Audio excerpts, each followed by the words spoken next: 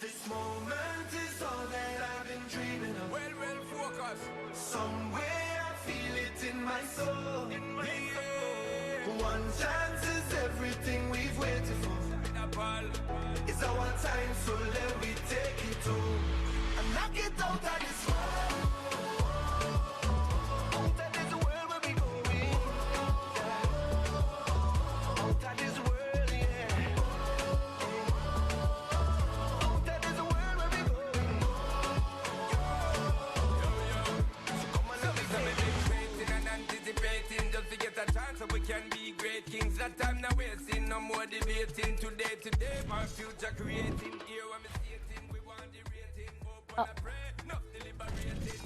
All right, so it's time now for us to bowl things off with cricket on the SportsMax Zone as we continue our coverage of the ongoing ICC Men's T20 World Cup, which, as it approaches its climax, has delivered yet another historic plot. In an all-Asian affair at the Arnoldville Stadium in St. Vincent and the Grenadines on Monday night, Minnows Afghanistan defeated Bangladesh by 8 runs via the Duckworth-Lewis's method and in a thriller to ensure a maiden semi-final appearance.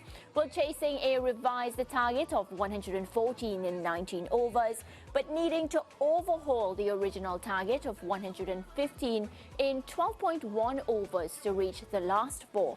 Bangladesh's game within the game was made even more complicated by the rain-influenced stop-and-start nature of the second innings.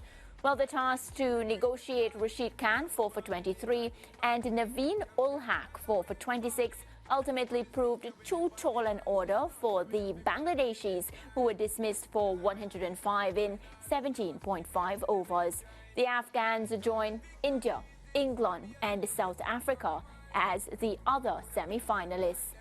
Well, Nikhil Uttamchandani, he joins us via Zoom this afternoon to break down last night's tense affair. Nikhil, we're talking about Afghanistan, and they have been in this tournament, you know, like a weapon coming out when from the first match you could tell Afghanistan was coming with a lot of firepower. But now we're talking about Afghanistan in a semi-final. Well deserved, right? Yeah, Maria, I think definitely well deserved. This has been, I think, in my opinion, the best bowling attack in the competition. They've got 3 bowlers in the top 10 wicket takers already for the tournament. But to be honest, we always knew that their spin would be a threat. The biggest question would be the batting. How would the batting hold up? Yeah. And I think with the production they've got from their openers in this tournament has been brilliant. And it's been the reason why they've made a semi-final. But it is a huge achievement. I mean, you're talking about a team who in 2008 was in Division 5 of the Cricket World League. So for them to reach here now at this stage, I think is a testament to how hard guys like Rashid Khan, Mohammad Nabi have worked and marketed Afghanistan cricket around the globe when they've gone to play the various franchise leagues. Yeah, and you mentioned his name, Rashid Khan, and I feel like I want to spend a little bit of time talking about, you know, his role, Nikhil, in the overall success of this team. Oh, it's massive. And I think, I mean, you talk about Afghanistan cricket and you want to look at how well they've done, look at Rashid Khan's career. But if you want to look at just how important he's been, look at his numbers last night. And everyone will talk about the 4 wickets. Yes, I expect that from him. His captaincy, again, tactically very aware. There were a few bold and courageous things he did. I thought not bowling himself in the power play was a risk, which in the end it paid off because he had more overs to bowl a bit later than when the pressure was building. But I think the batting, people don't understand the importance of those 2 sixes he hit in the last over. They were 100, after 19 overs. And had they only got maybe 105 or maybe even 110, I think the fact that he was able to get 19 from 10 and those 2 sixes in the final over, it was just a much-needed contribution and gave them a bit of confidence going into that break. It's just, I think, a testament, again, to how hard he has worked and how much passion he has for Afghanistan cricket. He's never turned down international cricket for franchise cricket. And he's just been a great servant for that country, and credit to them. They've worked really hard to be here, and they thoroughly deserve it. Yeah, and when I saw this score of 115 for 5, I was like, oh, this is going to be tough to defend with the ball. So I felt as if Bangladesh had a really good opportunity, and I'm judging on what would have happened with other teams before and their low scores and how they were unable to defend it. But then I remember they have a man by the name of Dwayne Bravo that is, of course, their bowling consultant, Nikhil, and he's the type of man, and you know, I am not someone to say these things, but I find myself where Dwayne Bravo is concerned, saying these things, because he's somebody you have to put your belief in. When he was with TKR, the CPL franchise, they were so dominant, you know, winning matches after matches. He goes to another franchise, they win the CPL, and you're like, maybe he's the lucky charm. No, he's with Afghanistan. He's their bowling consultant, and everything they touch turns to gold. Yeah, I think in the defense, Maria, in the defense of the runs, Afghanistan were helped by the fact that Bangladesh were trying to chase the runs inside of 13 overs so they could qualify. So that all-out aggressive approach definitely worked into their favor. But when it comes to Dwayne Bravo and the impact he's made, look, I was privileged enough to do one of the warm-up games in Trinidad and Tobago before the World Cup started. And to see the commitment he has, where you don't see assistant coaches patrolling the boundary like we do and see last night. But what I'm trying to say is, it's not only in the World Cup games when the bright lights are on. He understands the level of commitment required for a team to be successful at a World Cup. He was pacing around the boundary in the warm-up game in the hot blazing sun in Trinidad and Tobago. I think he just really instills confidence within all the teams that he works with. And you saw what was the most heartwarming thing for me was that after the wins, both of them, the one against Australia and the one last night, they're chanting Bravo, they're singing his song, they're lifting him up, they're hugging him. It shows you how much he's worked with them, but how much he's put in. And the fact that they've now been rewarded for his hard work, they want to give back and sort of tell him how much they appreciate him. But you just can see it on the field. In terms of the consistency and execution, look, Naveen has always been very good at the back end of the innings. I think I've even seen an improvement in him, if that was even possible, like we saw last night. And it was a brilliant setup. They planned Bravo for Mustafizur Rahman. Remember, they went off with the rain right before he bowled that final ball to get Mustafizur out. And Bravo made it seem like they would bowl a short ball. There were cameras on him. He was signaling to set a deep square leg. Mustafizur had an extra field on the leg side. It was just brilliant. In the end, he went full and straight on the stumps, and he got the crucial wicket. But great planning, and I think Dwayne Bravo is one of the best in the world when it comes to death bowling especially. Yeah, and Nikhil, you just referenced the anticipation coming into the tournament that the Afghanistan team would be so potent with their spin attack. But Fazal Haq Farooqi, the fast bowler, has been really, really outstanding, and I've been very, very impressed with him as well. I think one of the key things about Farooqi, Lance, is that he swings the ball both ways. And you think about some of the other left-arm seamers we have. I'll give you Mitchell Stark, for example. So he has a natural in-swinger to the right-hander, but the delivery to go away from the right-hander, he actually has to use the seam. So he uses like a scramble seam to try and get the ball to hold its line or go away. But Farooqi can in-swing and out-swing the ball, and that is a dangerous weapon. But what I've been most impressed with, and I've been surprised, last couple of games, Rashid hasn't used him in full quota. He's only bowled 3. They've gone to Gulbadeen instead. But Farooqi has shown, even outside the power play, when the ball is not swinging, he can still be effective. And that's always the big question for the left-armers who swing the ball. But the complete performance they've been able to get, remember, they're even missing someone like a Mujib, who has been a critical figure in that bowling lineup for the last 2 or 3 years, really, in international cricket. So how well they've been able to do it, I tell you, Lance, it's not only the bowling. I really didn't think the batting could hold up the way it's done. The openers, there's so much reliance on them, and they just continue to deliver. That's now the 4th time after last night that those 2 openers have got past the 10th over, and they've won every single game. It's been amazing to see. Yeah, and a quick comment too on how Bangladesh made them work for the victory, because in many ways I thought Afghanistan were pushed a little more than we expected them to, and Liton Das was pretty threatening for the Bangladeshis, and would have, you know, left the game high and dry last night after working so hard for the victory. Yeah, I think the key for Bangladesh was that, you know, the bowling effort, it really restricted Afghanistan. After we spoke about those openers getting a start, you thought they would get to par, which is about 130 in St. Vincent, similar to what they did in that Australia game where they got 150 on a slightly better surface. But what Bangladesh did so well was at the back end, even when they finally brought that opening partnership, they just stayed in. And what I will say is, even when that opening partnership was going, they contained Gurbaz. They did not allow him to find the boundary like he usually does. So even though, yes, they weren't taking wickets, they were not allowing them to score and get away with that scoring rate like they did against Australia, where they were able to maximize in the last 3 overs of the power play. But Liton Das has been one of the standout batters for them in the last couple of years. Rashid Hossain is a find. Bangladesh don't really produce leg spinners. He's only the 3rd genuine leg spinner they produce in history. So that tells you all you need to know. But he's definitely a find. I think they've got things to work with. The biggest problem, though, is the batting. Guys like Shakib, haven't stood up in the way that they've done in the past. Shanto, the captain himself, I expected a lot more from him.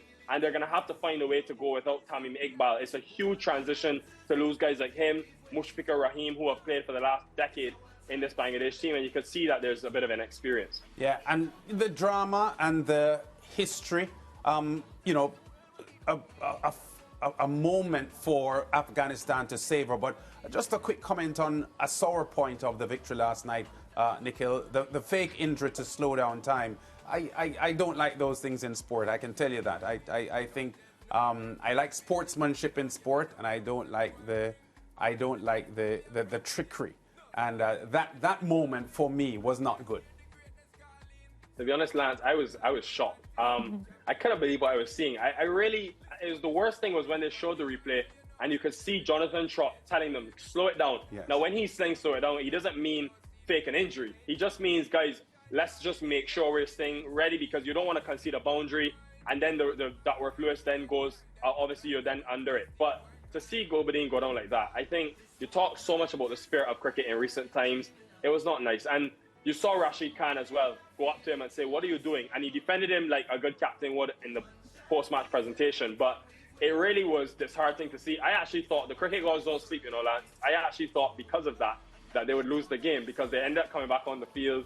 But in the end, I mean, even there was a part where the rain fell and Bangladesh were in front when yes. It was before the wicket they fell. lost the wicket. Before exactly. they were ahead by 3 runs. I thought when that rain came, it was starting to fall. I said, this is it. This is where the cricket gods are coming back. But in the end, they got over the line.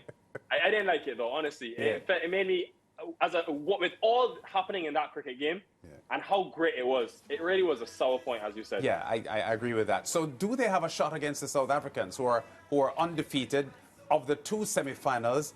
Well, both semi-finals are setting up to be, intriguing. So let's start with South Africa. Can Afghanistan topple them and go all the way to the final? Oh, they definitely can. I think one of the biggest things for me is Ramanullah Gurbaz. Obviously went off the field with an injury last night and it didn't look good. He didn't come back onto the field. If he can't play, I really do fear for their chances because of how well that opening pair has batted, but also the inexperience and lack of match readiness, I think, of that middle order. So I think when it comes to their spin bowling, South Africa, although they haven't lost a lot of wickets to spin in the tournament, they haven't really scored as quickly as some of the other teams. And I mean, granted, they've played in places like St. Vincent, they've played in New York where it hasn't been the easiest. But what we saw the other night with Roston Chase, for example, bowling those 3 overs, there is a bit of vulnerability to the spin on pitches where it can assist the spinners. And Afghanistan, to me, have, as I said, the best spin attack in the tournament. So on a surface in Trinidad where you don't know what you'll get, there could be some variable bounce. There may be a two-pace nature and it will spin. Surely Afghanistan definitely can win this game. The key thing for me with them, can they get to a par score at every ground they play at? They don't need to aim like other teams for 180, 200. They just need par. If it's 160, let's bat to get par. If the openers can bat 10 overs, we bat our power with Gulbadin, with Rashid Khan, with Nabi to get us to 160. But if they come out all guns blazing against this South Africa team with fast bowling, they will lose the game. But with that bowling attack and the spin that they have, the options Rashid Khan has, they just need to get a par score on a Trinidad surface, which will really assist them. Yeah, so are you saying from now that you think Afghanistan has the edge against South Africa? We're back with the predictions, Maria. No, I'm saying South Africa are going to win it. I think this is the year. I said it from the beginning. South Africa, I think this is the year. They're going to the final. All right. And what about India, England? I think that one is going to be a tense one, Nikhil. And for me, if it's up to me, I want to see Pollard versus Bravo. I saw that trending on social media, and I like that. I like the West Indian flair to it. What are you saying about India, England? That's a really tough one. I've been thinking about it all day. I think the 10:30 start in Guyana helps India with the spin that they have. But look, I don't know what we're going to get in Guyana for a day game. We only had the 1 day game in Guyana, which was the PNG West Indies game. All the other ones have been night games. So if it's a good surface, and England will be hoping that it's a good surface ball coming onto the bat, which we've seen in Guyana, I think England, with all that power that they have and batters who like the ball coming on, as well as 2 guys who can bowl north of 150 kilometers per hour, maybe they're favorites. But India, watching them against Australia, the way they battle back at so many different intervals in that game, probably have to go India, South Africa for that final. Yeah, and to play it safe, just to play it safe. Yeah, just to play it safe. And you said that you spent the entire day thinking about this one. So, I mean, our producer has decided to give us a bit more minutes so that we can pick your brain, seeing that that's what you did for your entire day today. So, India, if they are to step up, I saw also the narrative that, Virat Kohli hasn't really fired for this World Cup. And then another analyst was saying, he's not going to be the one to say they should drop Virat Kohli. I'm going to ask you, should Virat Kohli be dropped in a semi-final match for India just because he didn't fire so far? Yeah, no chance. Mariah, this is a guy who before this year's tournament averaged 80 in T20 World Cup cricket. I would bat him. I think it's been amazing to see actually on some really good pitches where everyone else, you saw Rohit Sharma play that knot, even in Antigua where I saw him, he started well, got 37, and I expected okay, this is the knot where he breaks the shackles, but he just didn't. And he's playing his shots, but he's almost getting caught at the boundary, finding one of just 2 fielders outside the circle. It's been weird, but I do expect that the good fortune is coming around the corner. He's too good of a player, to be honest. And his T20 World Cup record speaks for itself, especially in crucial games. And if they chase, I think it's right up his alley on a surface, which I expect to be quite good. I think Guyana have had time to prepare for this semi-final. So, yeah, I think they'll need production from him. The scary thing is that they've gone undefeated, and Virat Kohli literally has had no contributions. It's not like he's got a 50. He's 37 is his highest score, and they haven't really required his services. Someone like a Jadeja hasn't bowled his full quota in any game. 1 wicket, I think, barely batting. So they've got a lot of strength in that Indian team. But the critical thing will be that surface. If it is spinning and it's a bit on the dicey, dangerous, difficult side, I think India are so suited because of England's struggle against spin in their middle order. But if it is a good surface, England with all that power that we saw against the West Indies, I think India could be in some trouble. Yeah, Nikhil, we're not going to allow you to go without getting a quick comment on the West Indies exit because we didn't talk to you yesterday. But I want to make the point that I've said that I think India has more match winners with both bat and ball than any other team in the world. And, from 1 to 11, they just have players who can win matches for them. Having said that, in tournament white ball cricket, they haven't delivered on the kind of, quality that their roster suggests. And England, Nikhil, appear to me to be peaking at the right time. They are playing efficiently and they are playing situational cricket. I like their approach, and they are getting the results in the key matches. I think this is a humdinger of a semi-final, even though I think India are still favourites for me to win the whole thing.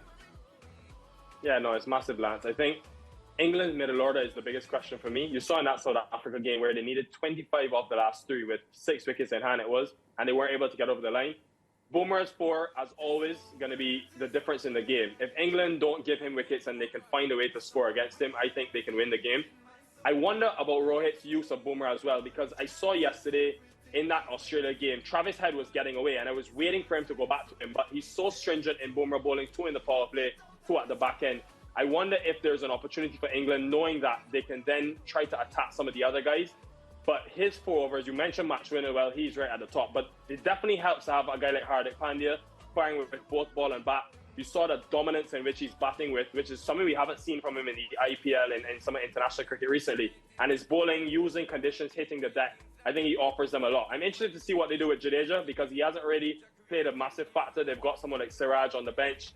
They can go to another batter maybe. So it's going to be fascinating, as you said, but don't count out England just because of how strong India have been. Because as you said, I think they're just dangerous. You don't know what you're going to get from them. And if they turn up with guys like Bairstow, Harry Brook in the middle, on a good surface, I think they can score 220, 240 maybe on a given day. Yeah, and you would agree, Nikhil, that India has underperformed in ICC T20 World Cup tournaments. They haven't won since they won in 2007.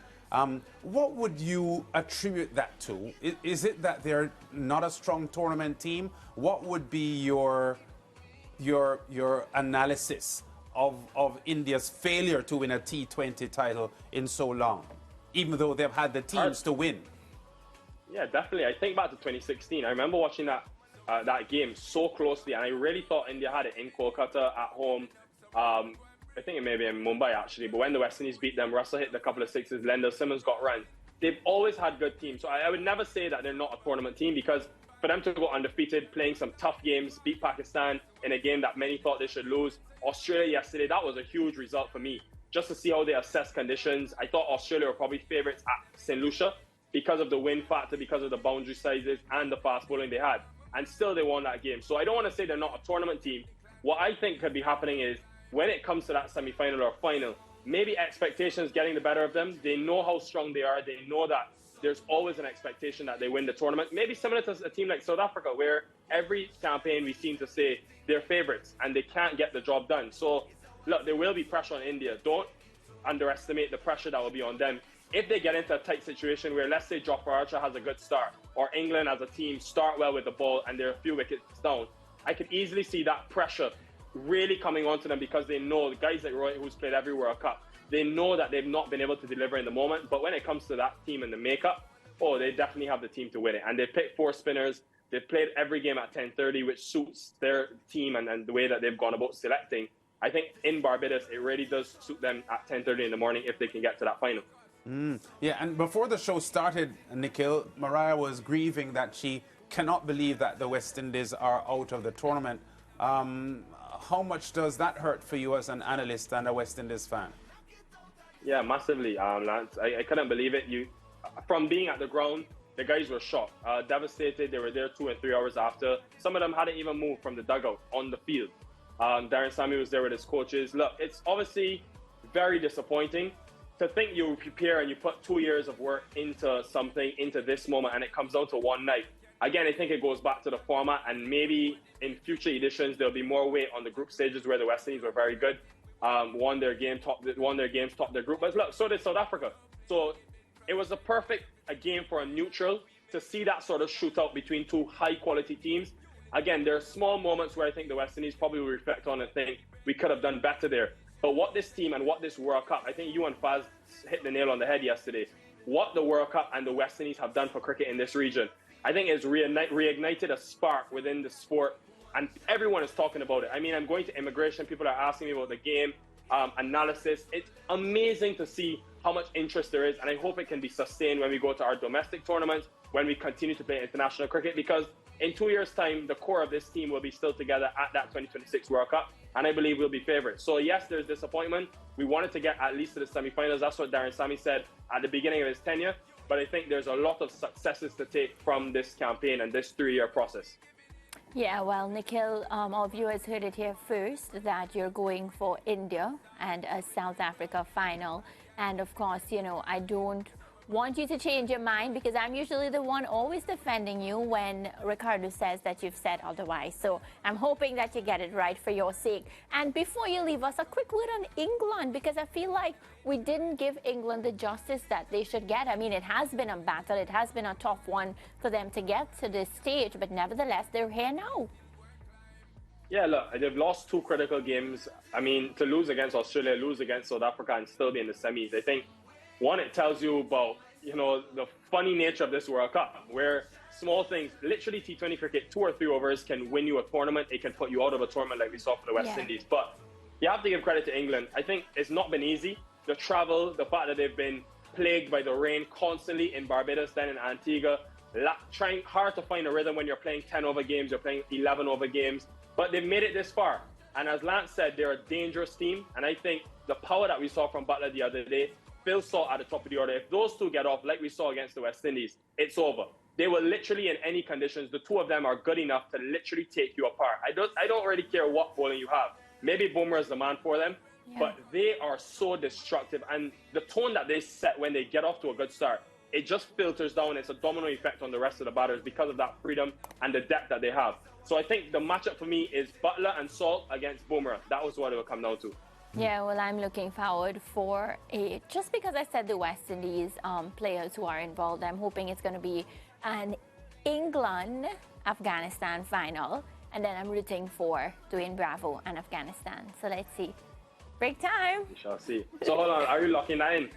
I mean, I'm not a prediction guru or anything like that, but I tend to be very lucky. So let's see. So we'll see. All right, break time. Thanks, Nikhil. No deliberating, no plating, it been frustrating. So we see the better in our life we making. Because life is giving and taking. Unity enough collaborating. You see the boundaries that we break here. When we should have been celebrating. This moment is all that I've been dreaming. my soul. Champion thing. One chance is everything we've waited for. No. It's our time, so let me take it home and knock it out of this